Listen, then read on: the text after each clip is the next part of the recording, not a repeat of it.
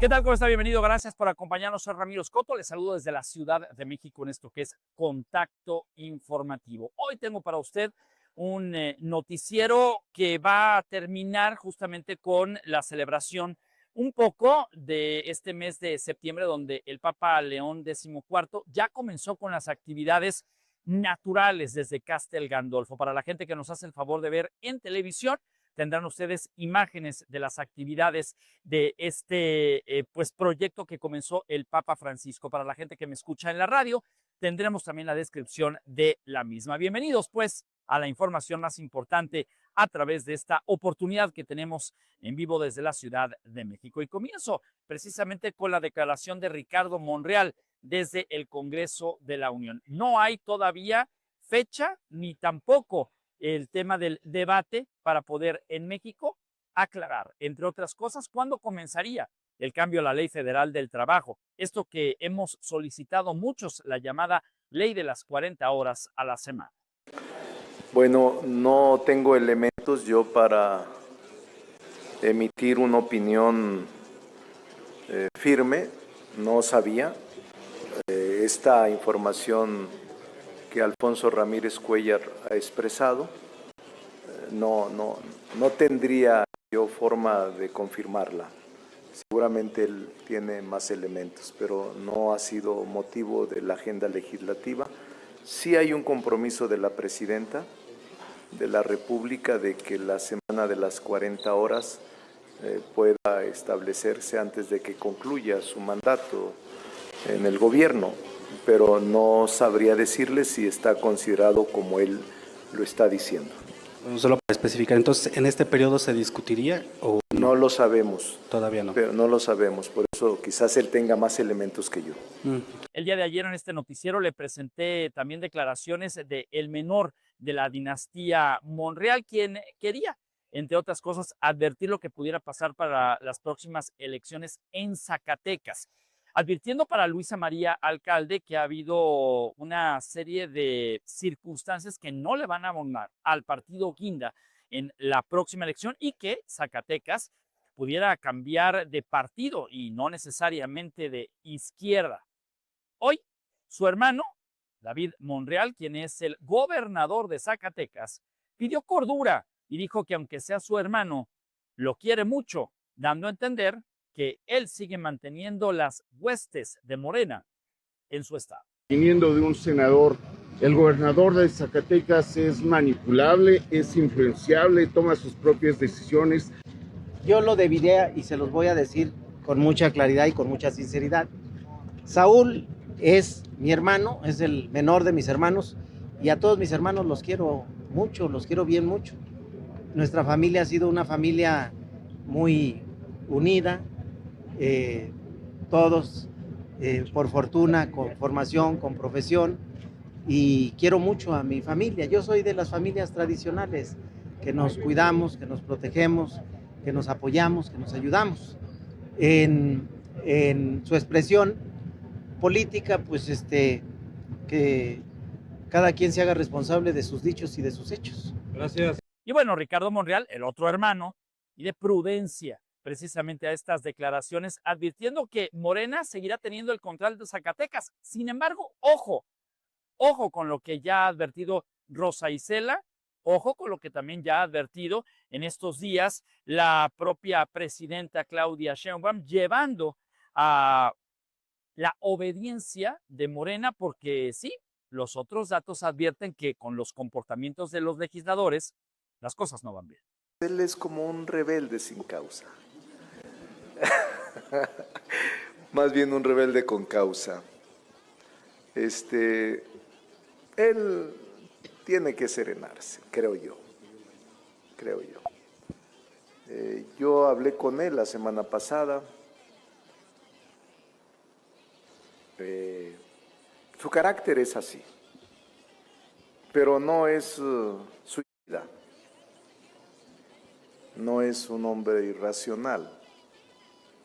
Es muy inteligente, audaz, y estoy seguro que Saúl no va a cometer suicidio político y va a apoyar siempre a la presidenta Claudia Sheinbaum. Continúa el clima pues inestable en la mayor parte de la República Mexicana. Se forma otra nueva característica interesante en el Pacífico mexicano que pudiera convertirse en las próximas horas como huracán. Le presento a través de la Universidad de Guadalajara, del Instituto de Astronomía y Meteorología, las condiciones del tiempo para las próximas horas.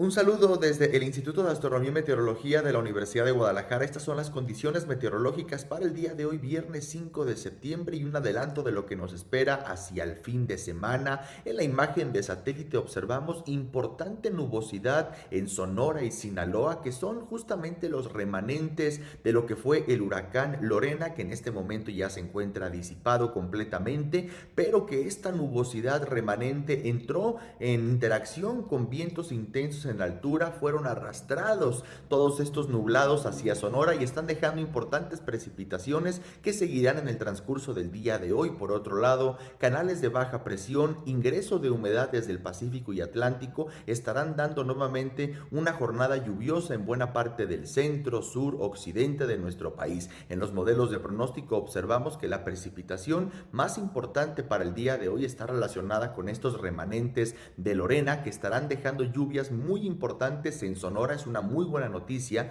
ya que es un estado que se encontraba todavía con una sequía muy importante y esperamos que esta lluvia mitigue estos niveles de sequía en los próximos días. En cuanto al estado de Jalisco, el día de hoy esperamos una primera mitad del día con cielo parcialmente nublado, un poco más nublado hacia el centro y el norte del estado, y conforme avance la jornada del día de hoy comenzarán a aparecer chubascos y tormentas eléctricas, sobre todo en el centro, zonas montañosas, el sur del estado, aunque no se descarta hacia Ciénega, Altos y norte del estado también algunas precipitaciones de manera dispersa, con temperaturas agradablemente cálidas, por ejemplo el área metropolitana entre 27 y 28 como temperatura máxima, y para el día de mañana muy temprano amanecemos entre 17 y 18 grados en el área metropolitana, más fresco hacia el norte, Altos, Ciénega, zonas montañosas entre los 14 y 16 grados, Puerto Vallarta 24, 25, y nuevamente esperamos que las precipitaciones estén presentes este fin de semana, así que a tomar sus precauciones y mantenerse informados de las actualizaciones a través de las páginas del IAM. Pues muchas gracias al Instituto de Astronomía y Meteorología de la Universidad de Guadalajara por este aporte de todos los días. La doctora Claudia Sheinbaum Pardo, la presidenta de México, esta mañana habló acerca de Pemex y su deuda. Recuerda usted que desde hace algunas semanas habíamos previsto que tenía que existir una narrativa para tratar de justificar, entre otras cosas, todo lo que se ha inyectado a la industria petrolera del país. Bueno, pues ahora la presidenta, fiel a la costumbre y, por supuesto, a la narrativa de la 4T, ahora echó la culpa a Enrique Peña Nieto, un expresidente que no había sido tan tocado de alguna manera y que hoy le tocó justamente tratar de, pues, decir que las deudas de Pemex vienen de tiempo atrás y que son consecuencias hoy no solamente de la necesidad de inyectar capital, sino tratar de conservar la industria petroquímica en México. Puedes exagerar en solicitar deuda para cualquier cosa y tiene que ser para proyectos de inversión, por ley, además por convicción, así debe ser. Pero imagínense ustedes, supuestamente Peña Nieto bajó el déficit del gobierno federal. Eso quiere decir que disminuyó la cantidad de recursos que se tenían que pagar con deuda pública cada año del presupuesto público. Pero miren lo que pasó con Pemex. ¿Cómo es posible que en el 2007 tuviera 46,000 millones de dólares de deuda y haya pasado a 105,000 millones, o sea, 60,000 millones de dólares? Pero que en ese periodo haya bajado la producción de todo. ¿Cómo explican ustedes eso? 60,000 millones de dólares de deuda para una empresa pública. Bueno, me dijera, oye, es que se endeudaron con 60,000 millones, pero la producción de petróleo pasó de 3 millones a 4 millones. La cantidad de gasolina que se producía en México pasó de 100,000 barriles a 1 millón de barriles. O la petroquímica, se invirtió tanto en la petroquímica que pasó a producirse más etileno, más fertilizantes. No,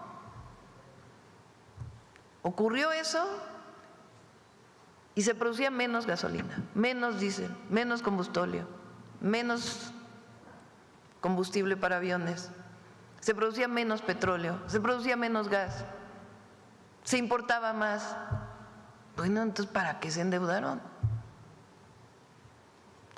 Pero esa deuda hay que pagarla.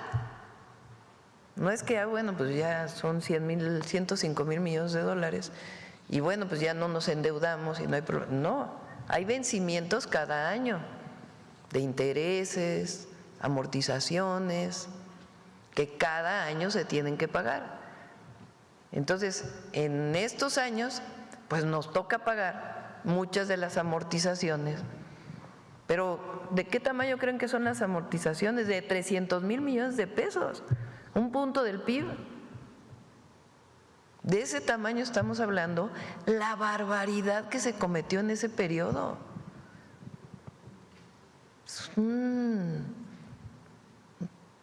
Lo menos que podemos decir, un sinsentido. Y aparte, todas las corruptelas de aquel periodo.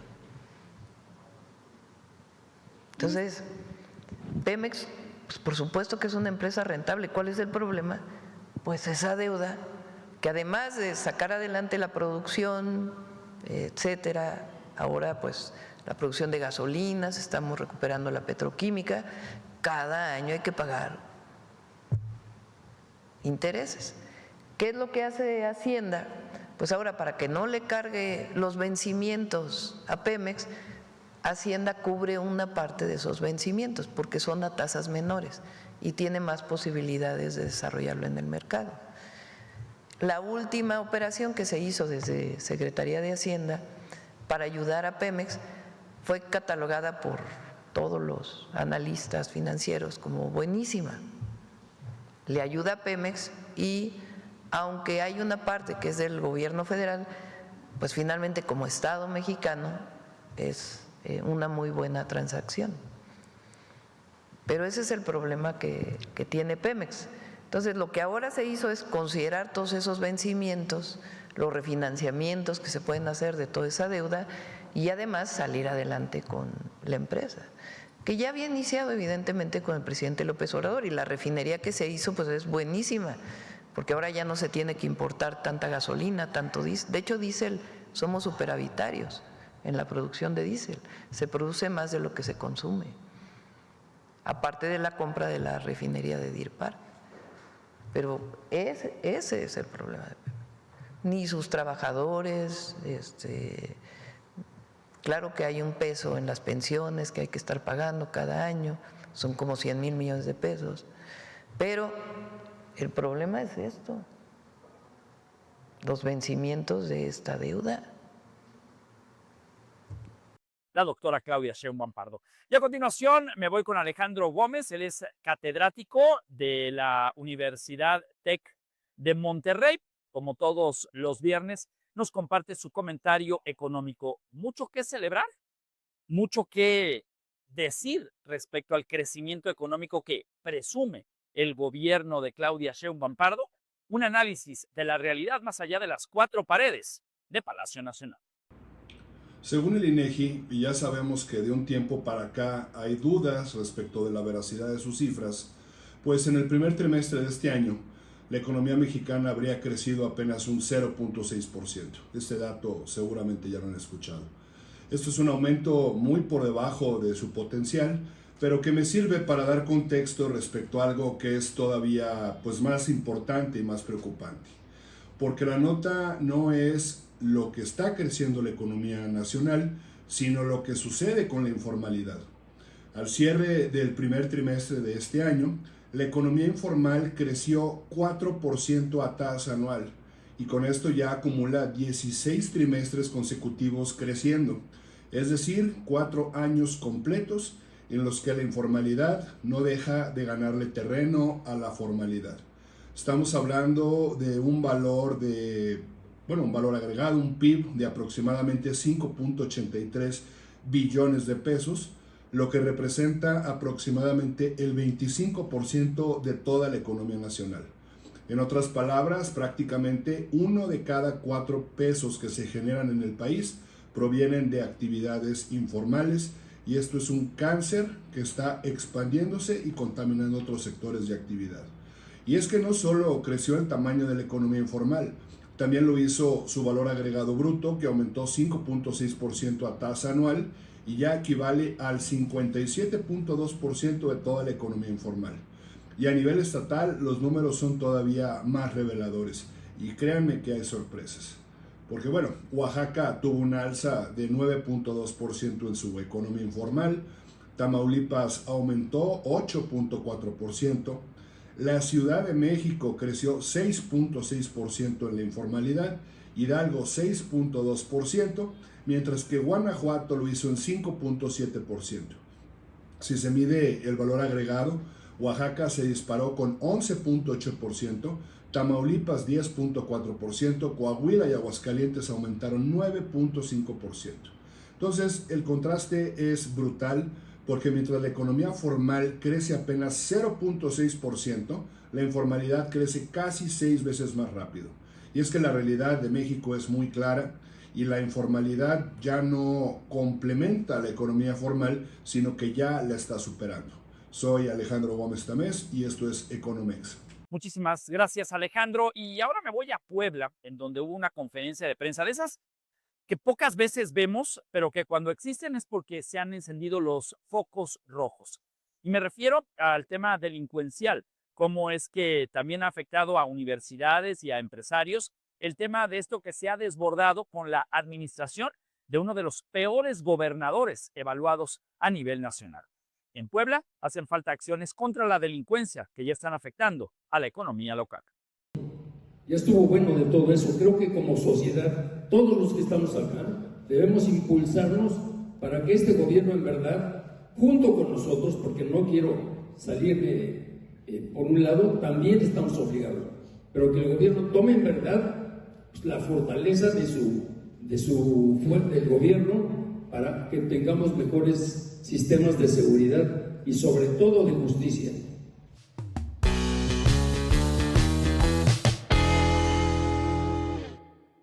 Voy hasta Digital, en esta escuela que tiene en Guadalajara pues un prestigio y un modelo educativo muy interesante que permite sobre todo a los niños encauzarse desde este momento a lo que ya en el futuro pues no los va a alcanzar, más bien van a reinventar, porque eso es interesante, el modelo tradicional que existe en materia de educación es eso, tradicional. Cuando Javier Carmona, quien usted está viendo en pantalla, pues ya había de alguna manera ideado tiempo atrás sobre los nuevos modelos de pensamiento que también involucran a los padres de familia. Javi, te agradezco muchísimo que estés con nosotros en Contacto Informativo. Buenas tardes. Gracias, Ramiro. Felicidades a ti por tu cumpleaños y Muchas muchas gracias. gracias por la invitación. Muchas gracias. Oye, Javi, hay un tema que platicábamos al principio del noticiero que tiene que ver la incomprensión que a veces tienen los padres, los tíos, los abuelos respecto a las nuevas generaciones y el contacto que tienen con las nuevas tecnologías. Hoy parece que ya puede ser una convivencia más habitual, pero incomprensible. Platícame un poco acerca de los estudios que has hecho tú respecto a esta evolución que también exige un cambio en la educación que hoy se imparte. Sí, desde hace muchos años la educación ha sido repetitiva y la mayoría de los estudiantes están memorizando a corto plazo para poder pasar un examen. Y estamos perdiendo años importantes de la vida de estos estudiantes por no poder adaptarnos a nuevos modelos educativos. Entonces, ¿qué pasa? Que el estudiante se aburre, aprende algo a corto plazo y después lo olvida y nunca lo aplica. Entonces, en el pasado, cuando abrimos Digital en hace 10 años, creíamos que era posible hacer un método educativo donde le personalizaras el plan de estudios a cada alumno de acuerdo a dos cosas, ¿no? De acuerdo a sus intereses y de acuerdo a sus habilidades. A esa unión de interés y habilidad le llamamos talento. Y creíamos que era posible personalizarlo. Por ejemplo, si teníamos una niña que le interesaban los coches, veíamos temas de matemáticas, temas de español, donde incluíamos coches, y si veíamos que esa niña tenía habilidad para diseñarlos, le dábamos tutoriales y herramientas de programas para diseñar no solo coches, sino cualquier maquinaria, por decir algo, ¿no? Sin embargo, en un colegio grande, imagínate tener que hacer eso con 60 alumnos, era imposible. Entonces, nosotros nos dimos a la tarea de tener grupos pequeños y llevar ese modelo cada vez mejor. Y ahora con las nuevas tecnologías, con la inteligencia artificial, nos apoyamos de esta herramienta para hacer todavía más personalizable el contenido para cada alumno. De esta manera, pues logramos que el niño vaya creciendo en un talento que ya trae nato y en una o varias áreas que le interesan, vaya creciendo y vaya más interesado al colegio. ¿Sí? En ese aspecto, hablando del pasado y hablando del presente, ¿no? Entonces, la verdad es que en el colegio los maestros estamos constantemente actualizándonos en nuevas herramientas y no solamente como usuarios o consumidores, sino también como creadores. Es que esta es la parte más importante. Yo recuerdo cuando comenzaba Digitalent, sí, hace 10 años, había cursos de verano, sobre todo para tratar de que los niños en sus habilidades de los videojuegos, en las habilidades que quisieran histriónicas, porque muchos de ellos querían ser youtubers, pues encontraran un mecanismo de guía y no se perdieran entre una idea que después puede ser frustrante. Sin embargo, advierten los padres de familia hoy que pasar mucho tiempo en las pantallas suele ser nocivo y que hay o se escudan en algunos resultados de investigaciones científicas. ¿Qué han encontrado ustedes respecto a esto? ¿Tienen razón los padres? Es muy importante que tengamos muy claro el tiempo de pantalla y para qué se usa, ¿no? Eso es bien, bien importante. No podemos, no podemos olvidarnos que la computadora y la tablet y el celular es un arma de dos filos, ¿no? Y como cualquier otra herramienta que usa un adulto y usa un niño, tiene dos formas de usarse. Una es con exceso, por ejemplo, usar aplicaciones del consumismo, ya llámese Facebook o TikTok, en donde el scroll infinito te genera poquita dopamina en tu cerebro, tanto adultos como niños, por la anticipación de estar viendo videos novedosos cada vez que haces esto con tu dedo, ¿no?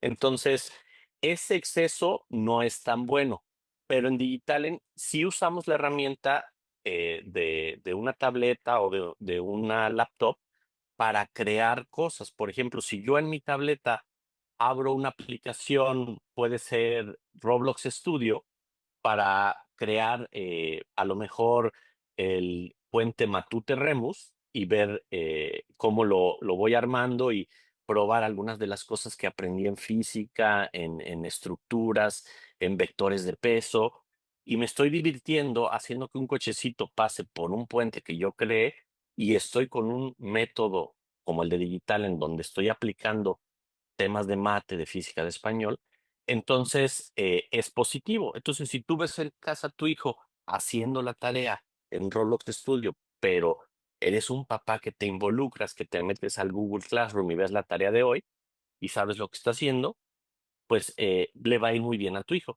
La verdad es que el papi y los abuelitos cuando están con los hijos no necesitan ser expertos en todas las materias y en todas las herramientas tecnológicas, pero con un mínimo de entrenamiento del colegio, saber meterse a Google Classroom y saber cuál es la tarea de hoy, ¿no? Entonces, si tú sabes cómo empieza y cómo termina el trabajo de tu hijo, pues lo puedes asesorar, ¿no? Entonces, volviendo al tema de la herramienta, hay dos vertientes, dos variables, que una es la del consumidor, que está atrapado con el algoritmo, y la del creador. Y los niños de primaria, secundaria y hasta de prepa necesitan un guía, necesitan al padre de familia, al maestro, que los guíe para que se sepan distinguir y sepan en qué momento están, si estoy en el momento de consumir o en el momento de crear. Y esa disciplina solo la pueden imponer adultos, ¿no? Y digo, más adelante a lo mejor te platico un poquito de un proyecto que tenemos para tratar estas adicciones de nuestra época, de adicciones a la tecnología. Tenemos en el colegio la intención de abrir en las tardes talleres y un centro de prevención para este tipo de adicciones, pero el que tú le ayudes a tu hijo y estés presente con él y le pongas un alto, va a hacerte también a ti como adulto a entender los mecanismos, los disparadores de esta adicción y también aplicarlos en ti como adulto, ¿no? Fíjate qué interesante, ¿no? Tengo poco tiempo ya en la entrevista. De hecho, el tema de las adicciones era algo que traía yo en el papel de las preguntas y creo que esto merecerá otro enlace, quizá la próxima semana, porque Sí, sí es muy con gusto. importante Sí. advertir que ya estamos hablando de que es una adicción reconocida con solución que también involucra a los padres o a los tutores. Me parece que es por demás. Sin embargo, hay una pregunta clave que también hay que hacernos, es el asunto de la inteligencia artificial y cómo ésta ha estado avanzando. De principio, pues veíamos el tema de buscar información como tal, después fotografías animadas, etcétera, luego videos de 1 minuto y ahora videos de 30 minutos con un solo prompt. Estamos hablando de que la inteligencia artificial hace más, perdón, el adjetivo calificativo, inútiles a las nuevas generaciones, o son herramientas que pareciera todo lo hacen, pero sí requieren mucho más del manejo intelectual de quienes las utilicen. Hay que tener un criterio. Es fascinante todo lo que está pasando en el área de la tecnología y nosotros como profesores, como escuela, nos encanta aprender cosas nuevas y adaptarnos a cosas nuevas porque nos hacen, por ejemplo, el tema de personalización del contenido del estudiante nos lo hacen más ágil. Pero también hay que tener cuidado que confiemos 100% en todo lo que nos está arrojando esta herramienta y no tener un criterio. Por eso es tan importante desarrollar el pensamiento crítico en los niños desde temprana edad, aunque obviamente van madurando y hasta en quinto de primaria empiezan realmente a madurar el pensamiento crítico. Es importante desde primero de primaria hacer la separación. A ver, esto es inteligencia artificial y esto es real. Comparemos, por ejemplo, una imagen de VO3 de un gatito, ¿qué le está haciendo falta, no? Porque este humano, en lugar de tener 5 dedos, tiene 3 o 6, ¿no? ¿Y cuántos humanos conoces que realmente tienen 6 dedos? Vamos investigando realmente si eso es posible, ¿no?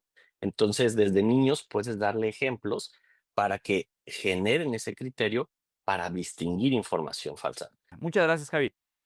Gracias, Ramiro. Felicidades, Javier, cuídate. Javier Carmona, quien es el titular, el director CEO de este concepto Digital. Continuamos.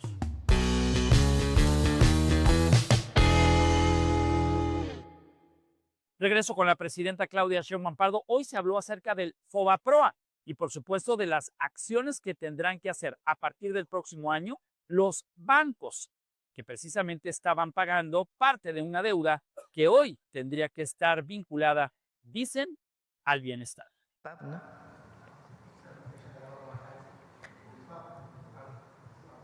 Bueno, esa deuda que era privada, que se convirtió en deuda pública, hay una parte pequeña que aportan los bancos. Pues no lo van a creer, se deduce de impuestos.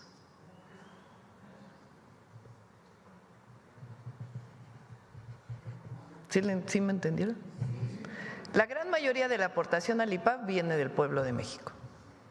Hay otra parte que en la época de Peña Nieto abrieron abonos abiertos. Pero resulta que la pequeña parte que aportan los bancos la deducen de impuestos. Pues ya no la van a deducir a partir del próximo año. Ese es parte del paquete que vamos a presentar. Ya les adelanté. Son como 10,000 millones de pesos de lo que se recupera. Ya el martes les va a decir los detalles Edgar Amador. Pero es uno de los temas que tomamos la decisión. Porque no puede ser que haya deducción de impuestos de una aportación que se hace para poder pagar la deuda del FOBAPROA. O sea, ¿cómo vas a deducir los impuestos? Pues tienes que pagar impuestos, ¿no? De eso. Son algunos de los temas que vienen en la nueva. Si me escuchan los bancos, es algo que incluso con algunos de los dueños de los bancos lo platiqué en su momento. Pero creo que es justo pues que no haya esta deducción. Entonces ya viene planteada en la ley de ingresos. La presidenta de México, Claudia Sheinbaum Pardo.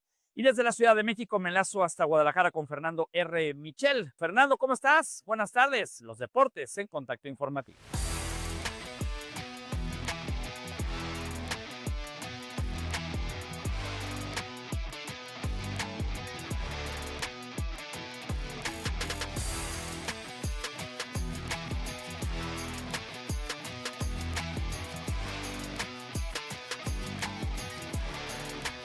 ¿Qué tal? ¿Cómo estás, Ramiro? Excelente día. Comenzamos con la información deportiva de este viernes y todo lo que nos va a dejar para este fin de semana. Iniciamos con la fecha FIFA dentro de la actividad de la selección mexicana. Regresa justamente el equipo nacional a los partidos de preparación directa para lo que será el Mundial del próximo año, en donde, recordemos, es sede. México se enfrentará a la selección de Japón, una selección que hemos visto a lo largo de esta semana con una evolución increíble, con un plantel muy competitivo, que si México no se lo toma como debe de tomarse, como un partido serio de preparación para la Copa del Mundo, muy seguramente tendrán bastantes problemas. Japón llega con una selección fuerte, una edad ni joven ni tan veterana, una edad ideal para esta Copa del Mundo, con jugadores que sin duda alguna están listos para enfrentarse a uno de los retos más grandes, ya que Japón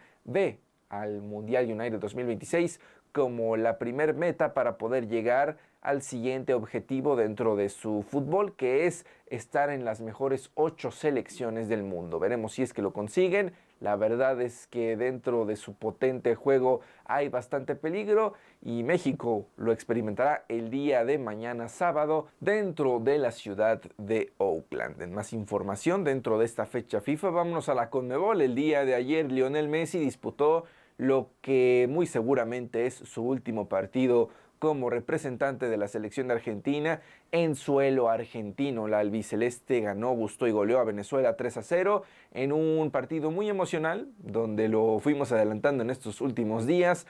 Messi, al comenzar el encuentro, sí estalló en llanto debido a la gran emoción que vivió al ser su último partido en su país, y los aficionados, por supuesto, disfrutaron la última competencia oficial de su astro argentino dentro de su casa. Aún falta un partido, pero este se vivirá dentro de Ecuador, lo que cerrará prácticamente las clasificatorias de la CONMEBOL, una confederación tal vez un poco criticada en cuanto a sus lugares, porque debido al aumento de cupos dentro de este Mundial 2026, son 7 las selecciones que clasifican al Mundial, 6 de manera directa y una, el lugar número 7, a través de un repechaje contra el repechaje que salga de la Confederación de Oceanía. Justamente revisando la tabla, vemos el regreso de Paraguay a una Copa del Mundo, una noticia que se celebró en las calles cuando lograron obtener los puntos necesarios para avanzar. Y el próximo jueves, que serán los últimos encuentros de esta ronda clasificatoria, veremos qué sucede con el séptimo lugar, Bolivia o Venezuela. Venezuela nunca se ha clasificado a una Copa del Mundo y Bolivia lo hizo hace ya más de 2 décadas. Entonces, aquel país que logre hacerse con el lugar número 7 tendrá la posibilidad de disputar el repechaje para poder entrar de lleno a la Copa del Mundo. Ya veremos si es un regreso andino o si es un debut por parte de los venezolanos. Y ahora vámonos a Europa, actividad importante dentro de la fecha FIFA de esta confederación, en donde sorpresivamente, en una crisis que va aumentando y es una realidad, la selección de Alemania cae en su primer partido de grupo de la ronda final de clasificación ante Eslovaquia. 2-0 es el marcador final, que termina con una actuación pues bastante reprobable por parte de la selección alemana. Un conjunto que en los últimos años va de decepción en decepción. Se han intentado múltiples planteamientos, otras convocatorias enfocándose más en los jóvenes, en los jugadores veteranos, pero parece ser que nada funciona para la 4 veces campeona del mundo. Alemania cayó 2-0 y es una enorme preocupación, si bien faltan aún algunos partidos, empezar con el pie izquierdo esta ronda de clasificación. Por supuesto que pega y bastante en lo anímico, veremos qué sucede en las próximas semanas, pero una manera muy desastrosa para comenzar este camino hacia el Mundial 2026, en donde hoy por hoy, con estos resultados, Alemania estaría fuera incluso de la ronda de repechaje. Así la actividad en la UEFA, lo más importante, los demás partidos que se disputarán en este fin de semana dan mucha expectativa a lo que puede ser la clasificación dentro de la confederación más poderosa de todo el fútbol, y le estaremos diciendo el día lunes cómo se van acomodando estas clasificaciones, en qué grupos prácticamente ya podemos asegurar quién avanzará al Mundial y en qué otros estará mucho más reñida la competencia. Pasándonos a más información y para cerrar este informativo, el día de ayer regresó la NFL, el fútbol americano volvió en una nueva temporada. Filadelfia venció a Dallas por un marcador 24-20 en un partido muy interesante que le dio el primer paso hacia un nuevo objetivo dentro de lo que busca Filadelfia, volver a hacerse con un Super Bowl después de ya algunos años de haber conseguido el último. Fin de semana lleno de encuentros, partidos interesantes que tendremos en esta fecha 1 dentro de la NFL, que regresa para traer la emoción más vibrante dentro de este deporte. Hasta aquí llegamos con la información, le agradecemos mucho de habernos acompañado el día de hoy, lo esperamos el día lunes con más dentro de este espacio informativo.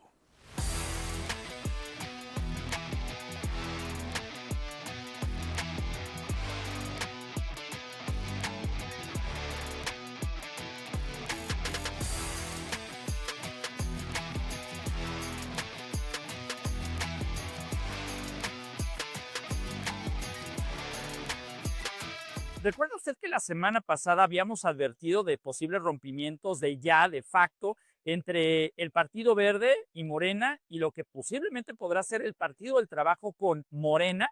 Bueno, pues esto ya comenzó a ocurrir.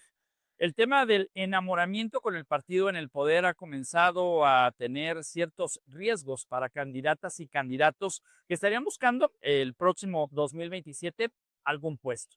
Y en Tamaulipas se curaron en salud y el Partido Verde ya rompió con Morena. No quiere saber absolutamente nada de un partido que el día de hoy está en medio de los escándalos. Caminamos cada colonia, cada ejido, cada plaza y cada casa, sumando voluntades y fortaleciendo la estructura más sólida del Estado. Y es justamente en este andar en donde tenemos la certeza que Tamaulipas y en especial Reynosa es territorio Morena y seguirá siendo. Esto está muy claro, que no quepa duda. Todos sabemos que la transformación es linda y nada más. Usar el nombre de la Cuarta Transformación para afiliar a otro partido no es formar parte de este movimiento. Es como invitar a la gente a subir a un tren que dice ir al mismo destino, pero que en realidad tiene otra ruta. Y eso, simple y llanamente, es engañar a la gente. Por un lado, el Verde declara que irá solo a las elecciones, y por otro, sigue buscando a nuestros liderazgos en el territorio y se promociona como parte de la 4T. Eso no es coherencia, es una gran contradicción. También dice que tiene cuadros y estructuras suficientes, pero la verdad es que muchos de los espacios que hoy ocupan los ganaron gracias a la coalición que formaron con nosotros y con el PT. Además, la mayoría de esos cuadros provienen de Morena. Por eso pedimos a los cuadros que les prestamos que regresen para que nadie se confunda o nos confunda. Este es tiempo de definiciones. En términos claros, se sienten fuertes con nuestra gente, nuestra estructura y nuestro voto duro. Pero sin eso, solo son el cascarón. Por dentro no hay sustancia real. Y sin meternos en adjetivos calificativos, las religiones, con todo el respeto que deben merecer, advierten a veces un fanatismo. Esto ocurrió en Guatemala, en donde un pastor habló con relación al terreno de un feligrés que estaba en venta. Escuche, vea esto que ha causado conmoción en redes sociales. Yo oré por ti toda esta noche. Puedes pensar que soy un mentiroso, puedes pensar lo que tú quieras. Y la mera verdad, me importa un comino lo que tú piensas. Pero como hombre de Dios vengo a decirte, ¿estás dispuesto a vender la propiedad? ¿Cuánto quieres venderla? ¿En dólares cuánto es eso? 3.700.000. Dios me habló para ti anoche. Y tu corazón está todo lo que da. ¿Sientes eso? Está a punto de salirse el corazón de ahí. Dios me habló anoche, apóstol. Y Dios me dijo, dile a él que yo le regalé la vida, le regalé sus hijos y le puedo dar más de lo que tiene ahora si él me regala ese terreno. Él, entregando el terreno, solo agarrará $130.000. Si me lo entrega, yo le entrego 400, 500 $1,000. Sí puede tener la fe en creer. Y me dijo Dios, y si no, tú se los pagas de tu bolsa. ¿Qué quieres, dinero o la bendición de Dios? La bendición de Dios. Quiero tus papeles y quiero el terreno ahora. ¿Estás listo? Está regalado para usted ahora. Dile que yo le he pedido el terreno, yo, no el pastor. Está temblando. El corazón quiere explotar. ¿Cómo puedo yo venderle algo a Dios si es de Él todo? Él te va a bendecir como tienes una idea. Así las cosas con este pastor que, según advierten, pues quiso pasarse de listo, advirtiendo que Dios le había hablado y que le estaba pidiendo el terreno a este hombre que había pasado por mucho tiempo para tratar de venderlo y hacerse de unas monedas. Las autoridades ya investigan este asunto y están, pues, de alguna manera interviniendo para que este hombre de buena fe, de alguna manera actúe en consecuencia de no dejarse intimidar por algo que dice el pastor, le dijo Dios. Aquí en México, las mujeres indígenas no solamente gozan ya de asuntos que tienen que ver con la legalidad y la equidad. Hoy en la mañanera se habló acerca de cartillas que anteriormente estaban solo en español y hoy se han traducido a sus propias lenguas. Les compartimos que hasta el día de hoy contamos con la traducción en formato audiovisual y escrito. En audiovisual son 27 lenguas indígenas y escrito 35, como lo acaba de mencionar nuestra presidenta. Y seguimos trabajando con 27 lenguas más en 18 entidades federativas: Baja California Sur, Campeche, Chiapas, Guerrero, Hidalgo, Oaxaca, Puebla, Quintana Roo, San Luis Potosí, Sinaloa, Tabasco, Tlaxcala, Veracruz, Estado de México, Chihuahua, Nayarit y la Ciudad de México. Nuestro objetivo es que las mujeres, donde quiera que radiquen, ya sea en el campo, la ciudad, la montaña o la costa, cuenten con esta herramienta de pedagogía popular intercultural que tiene el objetivo de que las niñas, adolescentes y mujeres en su diversidad, porque aún siendo indígenas somos diversas, hay que señalarlo, conozcamos, exijamos y ejerzamos el cumplimiento de nuestros derechos.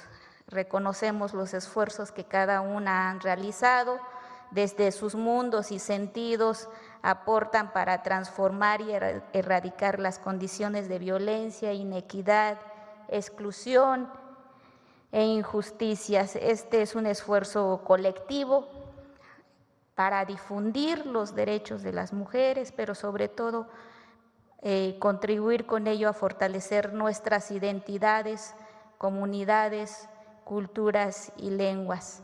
Presidenta, lo que las mujeres nos han pedido expresarle en varias partes del país es un gracias desde el corazón. Gracias por poner en el centro de la política a las mujeres indígenas y afromexicanas. Y esto lo han expresado varias compañeras, y quiero cerrar diciéndoles que las maestras indígenas lo han expresado como parte de su formación indispensable en el magisterio indígena.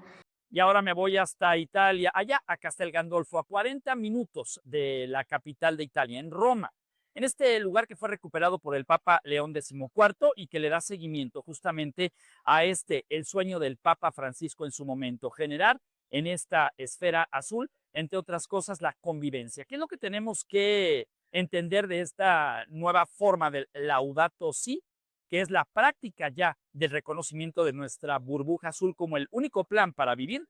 Aquí le presento este reportaje especial. Entre el lago de Albano y el mar nace el Borgo Laudato Si, 55 hectáreas dedicadas a la acogida, la sostenibilidad y la inclusión. Un sueño del Papa Francisco que el Papa León XIV inaugura oficialmente este 5 de septiembre. Es un evento maravilloso y la verdad que lo esperábamos.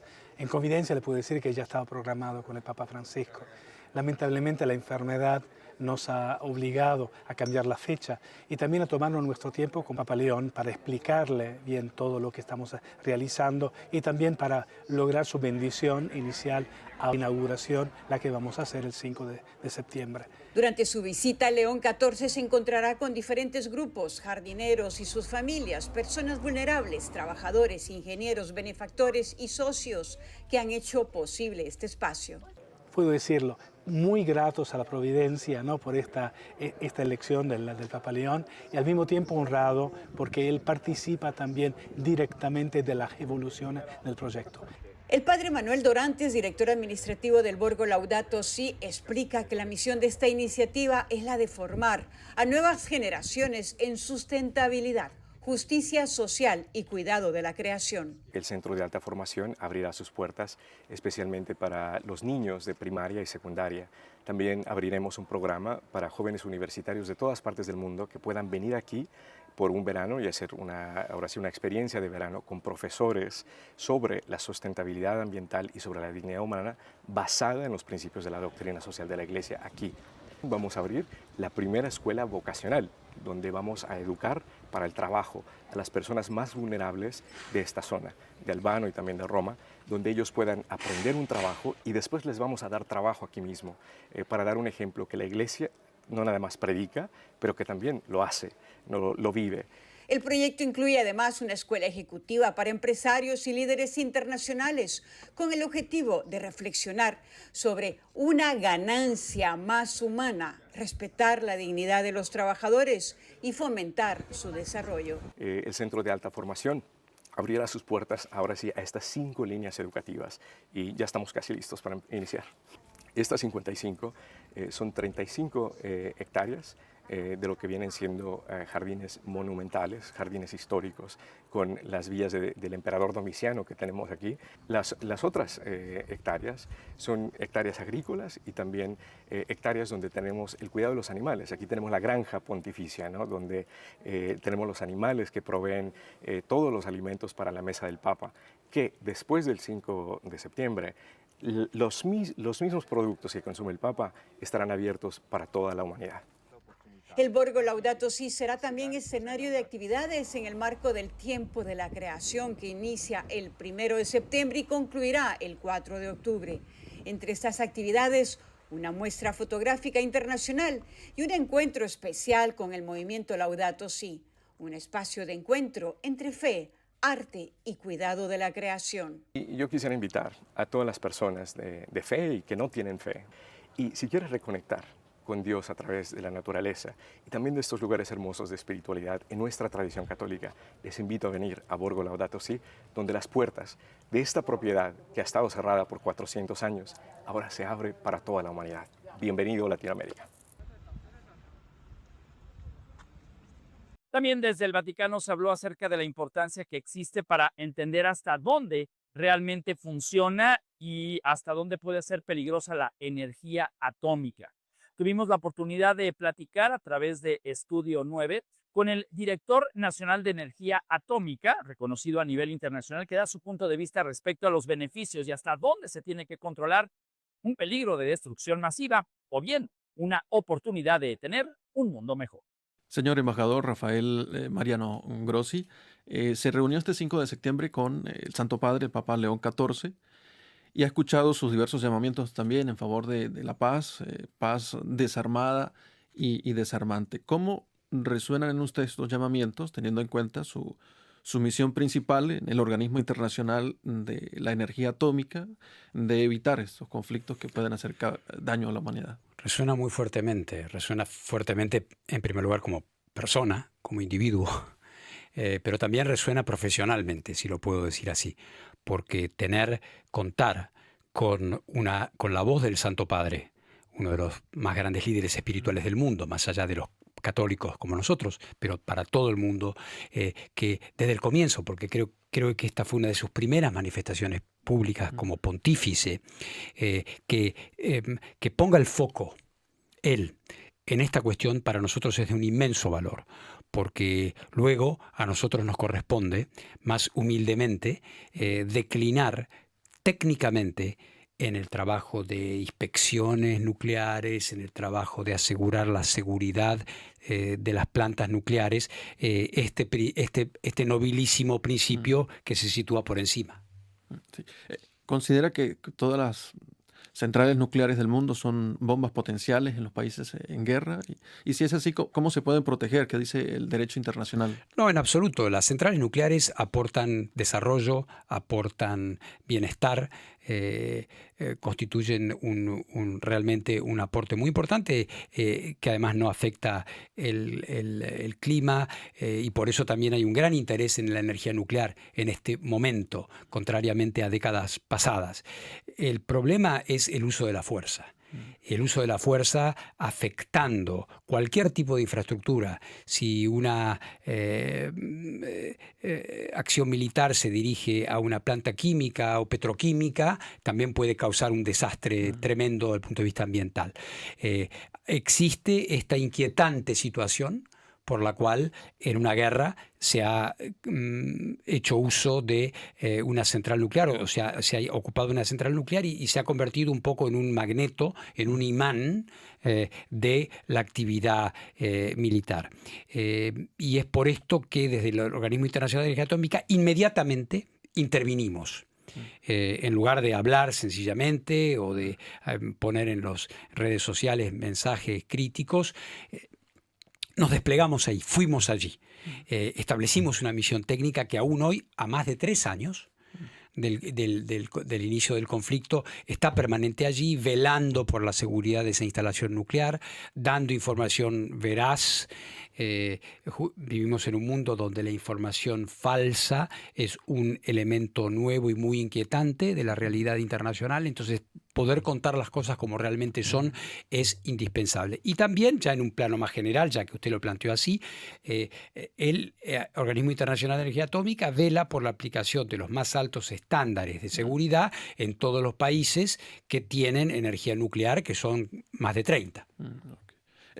Las principales potencias nucleares también, como sabemos, están hoy involucradas en uno o varios conflictos.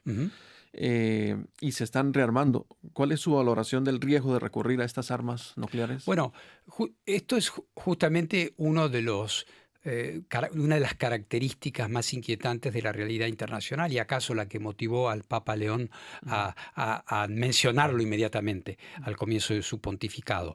Vemos que, contrariamente a lo que venía sucediendo, donde había, si bien no a una gran velocidad, había una relativa reducción de los arsenales nucleares de las grandes potencias. Ahora vemos que ese proceso es todo lo contrario. Quienes tienen las armas nucleares están haciendo más armas nucleares y además lo dicen en forma totalmente abierta y desembosada. Y quienes no las tienen y las podrían tener, piensan en tenerlas. Y muchos de ellos lo dicen. Es por eso que debemos tratar de que este régimen de no proliferación, cuyo brazo ejecutor es el Organismo Internacional de Energía Atómica, a través del régimen de inspecciones que tenemos de toda la actividad nuclear, se vea reforzado. Tuve oportunidad de mencionar esto hoy al Santo Padre, en el sentido de no olvidar que, más allá de que el desarme es el objetivo final, al que todos aspiramos, la urgencia de la hora es evitar el uso de las armas nucleares que existen y que más países accedan a las armas nucleares.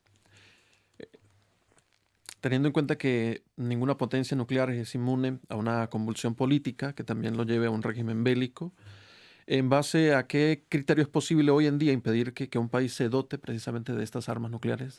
Bueno, los países que las tienen y deberían reducirlas o no usarlas, que es lo que acabamos de mencionar recién. Con relación al resto del mundo, es para esto que la comunidad internacional se ha dado un instrumento internacional, un acuerdo, un tratado, que es el Tratado de No Proliferación de Armas Nucleares, que se firmó hace más de 50 años.